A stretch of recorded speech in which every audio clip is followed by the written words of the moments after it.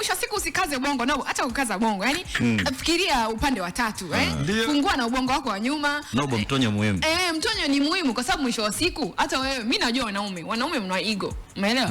Wanaume kwa sababu huwa wana ego. Kama hana pesa au hana kitu cha kumpatia yule mwanamke wake ama mpenzi wake au mtu ambaye yuko naye kwenye mahusiano, zinaanzaga zile insecurities. Insecurities zikianza sasa, ndo issues pale zinakuwa kibao. Mwisho wa siku mwanamke atachelewa kurudi nyumbani, itakuwa ni issues. Akichelewa kupokea simu, itakuwa a problem. Siku imetokea sio apatikani, shida. Yaani kila kitu ambacho kitakuwa kinafanyika kama mwanzo ilikuwa ni kawaida, itaanza kuwa an issue kwa sababu tayari mwanamume yuko nini? Yuko insecure. Sasa kwa nini ukae kwenye relationship ambayo you are not comfortable with, wakati unajua unaweza kupata mtu wa same level as you, mkaendana na mkaelewana? Au vipi? Sema kuna namna meja ndio eti nakaza fuvu, sikazi fuvu.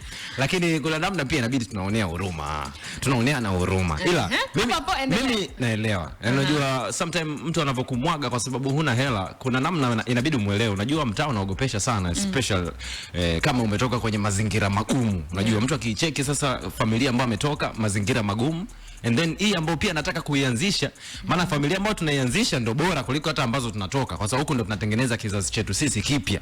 Na ndo maybe hii kinaweza ikawa sababu ya kubadilisha hali ambayo tumetokea nyumbani huko nyuma. So sometimes mtu akichoose kwamba mimi hapa naona bana sioni future, ni fresh. Hata mimi akinacha hivi mtu yani hivyo like bana mimi bana una mitonyo. Kwa kama vipi? Mimi niache kwanza nikatafute challenge sehemu nyingine. Mimi okay, it's fine. I just let her go. So unaona sasa imeanza kukuingia, right? Naelewa, unajua mtaa unaogopesha.